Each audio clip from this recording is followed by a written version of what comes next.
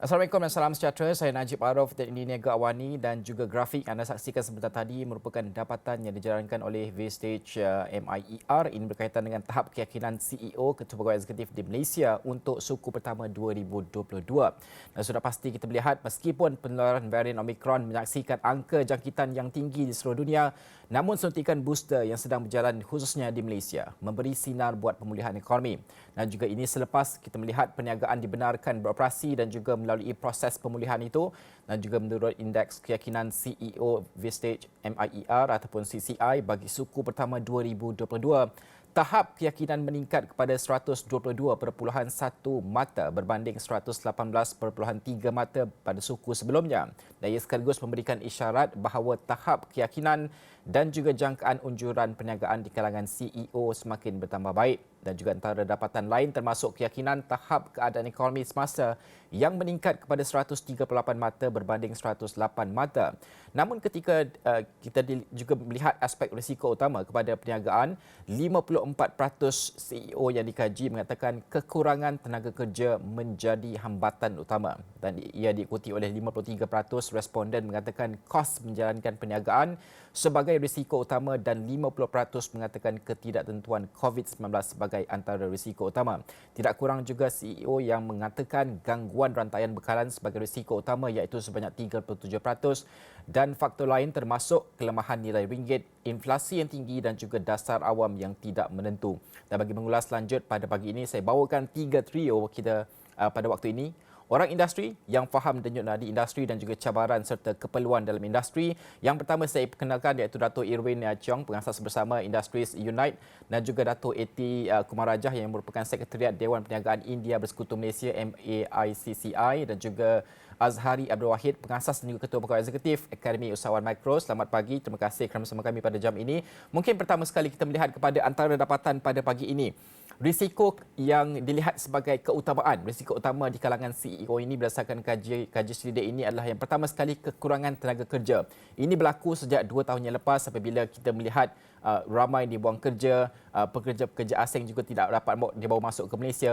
Bagaimanakah status masa untuk usahawan di Malaysia pada ketika ini dan apakah kita melihat kepada pembukaan ekonomi ini penyelesaian yang tuntas yang boleh kita lakukan? Mungkin Dato' Irwin terlebih dahulu. Terima kasih Najib. Selamat pagi ya.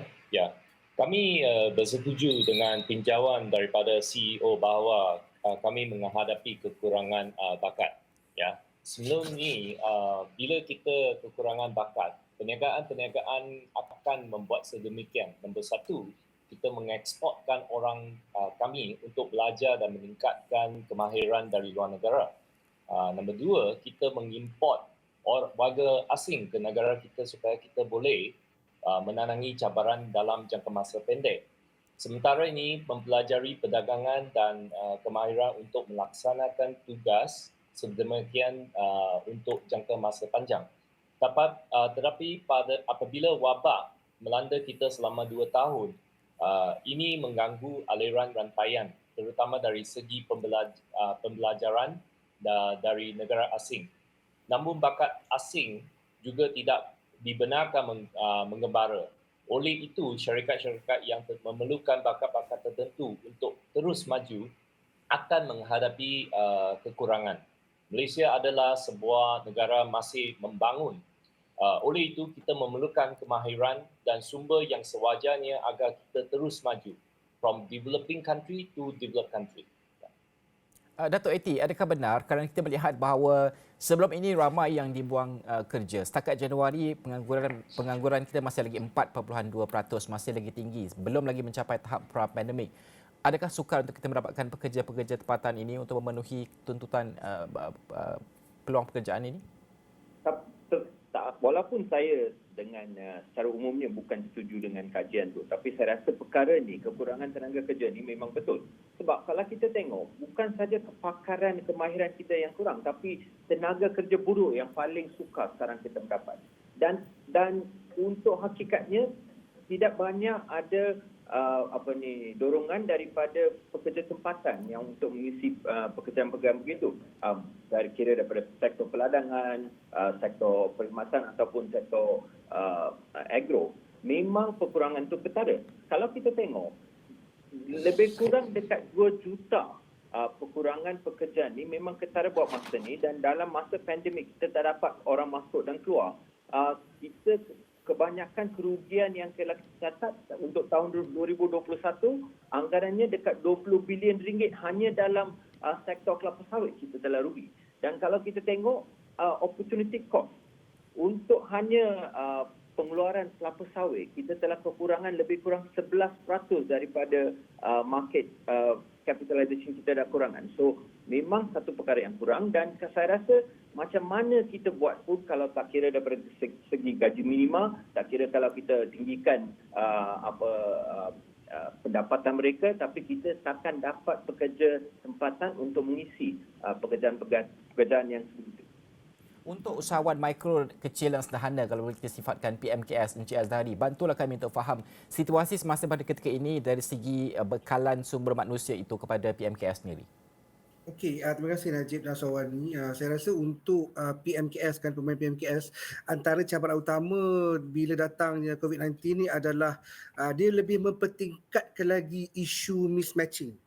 Sebelum ni dah berlaku, sebelum COVID dah berlaku, dari segi pasaran tenaga kerja yang dikeluarkan oleh institusi pengajian tinggi contohnya, ataupun mana-mana saja kolej yang berkaitan, baik sama ada dalam bentuk TVET ataupun dalam bentuk MQA. Jadi mismatching ni akan lebih mendalam ketika COVID. Kenapa?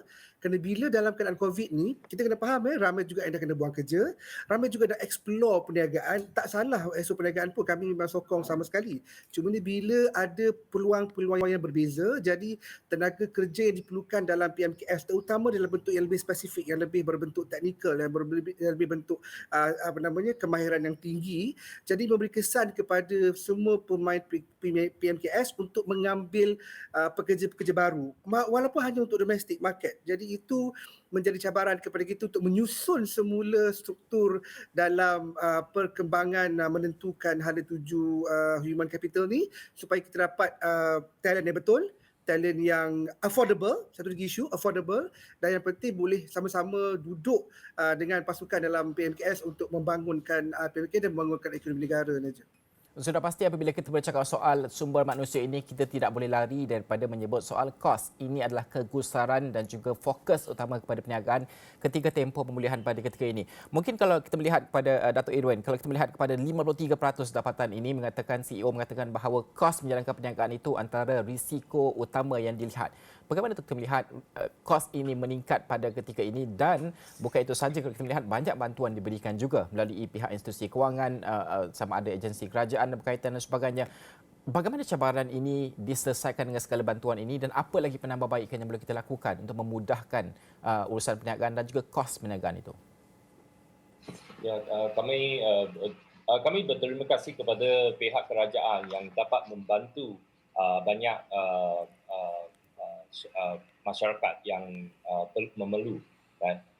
Semasa pandemik, kita telah menyaksikan banyak syarikat yang telah jatuh atau telah mengeluarkan pelaburan asing mereka dari negara tertentu.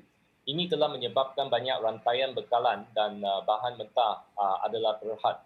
Apabila bahan mentah terhad, pembida tertinggi akan menang. Ini juga membolehkan kos bahan yang lebih tinggi.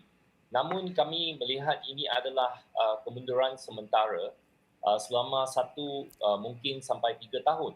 Dengan ini, ada pentingnya syarikat swasta dan kerajaan perlu bekerja bersama untuk menangani cabaran pelan pemulihan dan pelan kestabilan negara. Bukan hanya setakat pada masa ini, tetapi untuk tengok pelan yang seterusnya dengan lebih mendalam. Dan kalau kita melihat kepada Encik Azhari sendiri, dari segi perkara ini, kos menjalankan perniagaan, PMKS sebagai contoh, kali ini dipermudahkan untuk sektor informal juga mungkin. Adakah ini memudahkan urusan mereka dalam sudut kos menjalankan perniagaan? Kerana kos ini adalah cabaran berterusan. Tanpa pandemik pun ini adalah cabaran yang memang sememangnya wujud. Untuk PMKS sendiri, adakah ini lebih mudah dengan apa yang dilaksanakan oleh kerajaan pada ketika ini?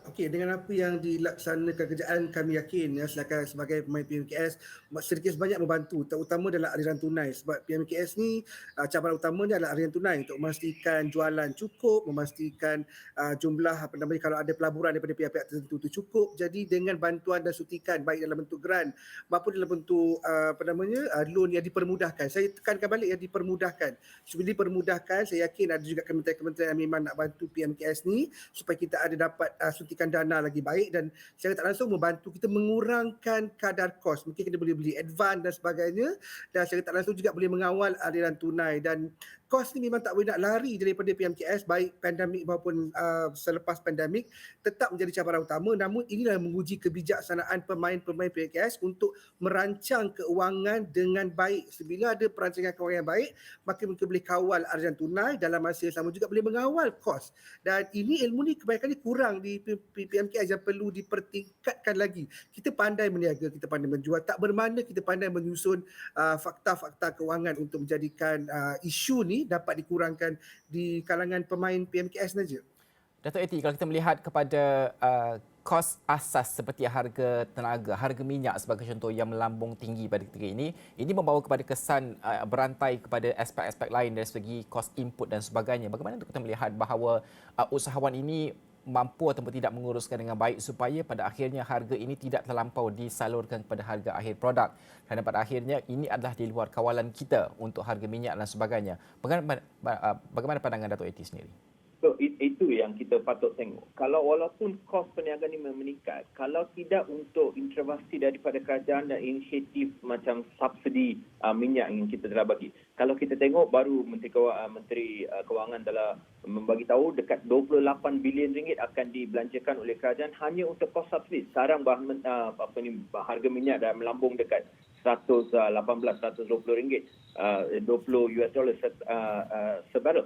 So kalau kita tengok tidak dengan inisiatif dan insentif daripada kerajaan, hakikatnya memang kos perniagaan meningkat. Kalau bagi contoh, kalau bukan hanya untuk program subsidi upah dekat 20 bilion ringgit yang telah dibelanjakan, kadar pengangguran yang Najib tadi berkata tu mungkin lebih daripada 5.3, sekarang dekat 4.2.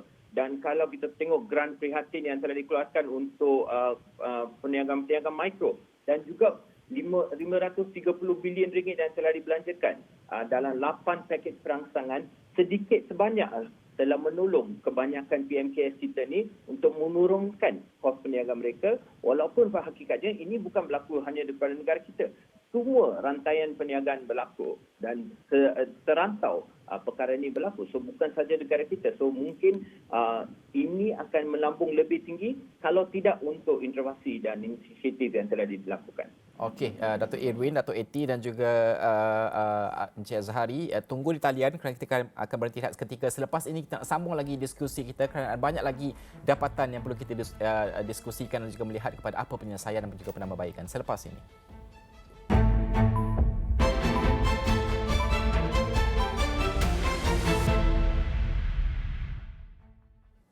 Bertemu kembali dan kita masih lagi membincangkan tentang indeks yang didapati oleh Vistage dan juga MIER yang mengkaji tahap keyakinan CEO di Malaysia ini. Saya bersama dengan Dato' Irwin, Dato' Eti dan juga Encik Azhari pada pagi ini. Baik, kembali kepada diskusi kita pada pagi ini. Kalau kita melihat kepada antara dapatan lain yang didapati dalam kajian ini, iaitu tentang soal gangguan rantaian bekalan. Semalam saya berborak dengan rakan saya yang mana syarikat yang terjejas kerana Shenzhen lockdown pada ketika ini tidak dapat meneruskan bekalan dan sebagainya. Ini salah satu contoh sahaja. Bagaimana untuk kita melihat bahawa perkembangan global itu memainkan peranan dalam gangguan bekalan pada ketika ini, dan apa yang boleh kita lakukan di peringkat tempatan untuk memastikan bahawa mungkin sos kita di peringkat tempatan ini perlu diperkasakan, ataupun bagaimana untuk kita menyelesaikan masalah ini. Mungkin berbeza keadaannya mengikut usahawan dan juga jenis perniagaan, namun apa yang boleh kita lakukan setidaknya dalam keadaan perkara-perkara luar kawalan ini? Dato' Eti mungkin. Saya rasa kerajaan telah mengambil langkah-langkah yang baik, dan bukan saja daripada sektor kerajaan. Saya rasa pihak swasta pun mengambil peluang daripada perkara ini. Kalau kita tengok daripada segi rantaian perniagaan, supply chain, lebih kurang kalau kita tengok kajian yang telah dikeluarkan, lebih daripada 26% daripada supply chain di dunia ni akan beranjak kepada negara-negara di mana mereka boleh beroperasi. So, kalau kita tengok berbanding kepada apa yang berlaku di Hong Kong, yang zero COVID policy mereka tu, saya rasa kita memang satu tempat yang baik dan kita memang akan mengambil kesempatan dalam beberapa peluang yang dikeluarkan. Kalau kita tengok RCEP membagi kita satu peluang untuk melonjak kepada tahap pertumbuhan yang lebih ketara, especially dalam sektor-sektor di mana kita ada perbandingan yang baik. Kalau kita tengok daripada sektor elektronik dan electrical ataupun sektor ladang sawit, di mana kita memang ada mempunyai advantage daripada negara-negara lain, saya rasa itu memang satu perkara yang baik. Satu lagi, daripada kemampuan kita untuk tengok sektor-sektor yang terkesan.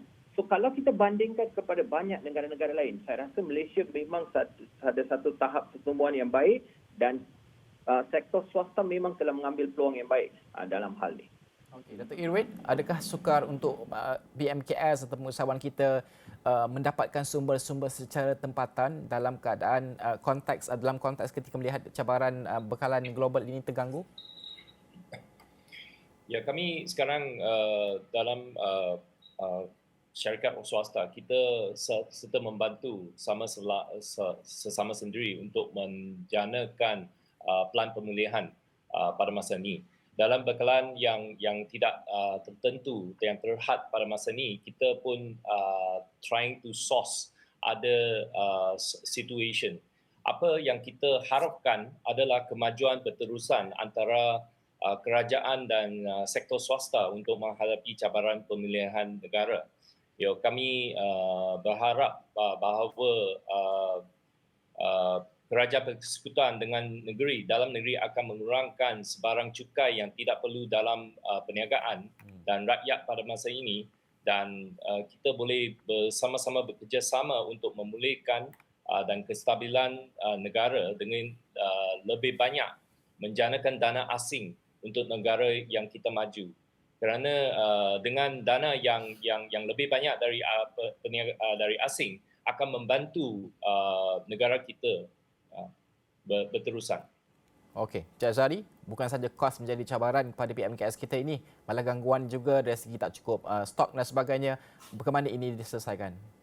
Okey, saya rasa antara langkah yang baik yang kita boleh fikirkan ataupun kita boleh sambungkan ataupun pertingkatkan adalah kempen memberi balangan lokal. Ya, so kita kena faham bahawa bila kita ada masalah perhantaran daripada luar negara, jadi bila ada kempen yang kuat oleh pihak kerajaan, ada juga di kalangan usahawan-usahawan juga pemain-pemain PMKS semua untuk memastikan kita cuba dapatkan bekalan selagi boleh di lokal. Kita faham ada bekalan yang tak ada di peringkat tempatan, tak ada di negara ni, kita kena ambil di luar negara. Tapi selagi boleh, kita perlu ambil semua bekalan-bekalan yang tertentu ini yang didapati di negara, di dalam negara, kita ambil dan kita bantu juga dalam masa yang sama usahawan-usahawan berkait yang mengeluarkan bahan mentah tersebut. Dan ini juga perlu dilakukan oleh pihak kerajaan. Pihak kerajaan juga perlu tengok tentang semua proses procurement yang ada di dalam kerajaan untuk memastikan kita beri kelebihan dan kepentingan kepada usahawan lokal.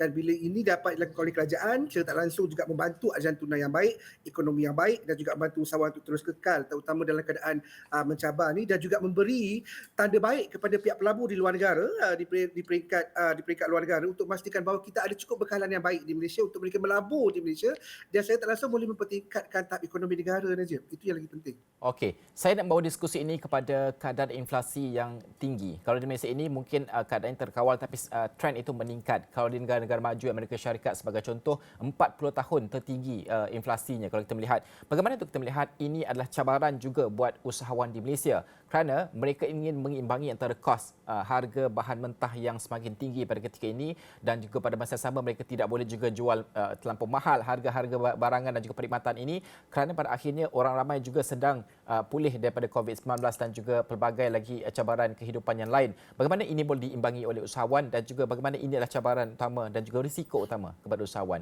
Datuk Eti?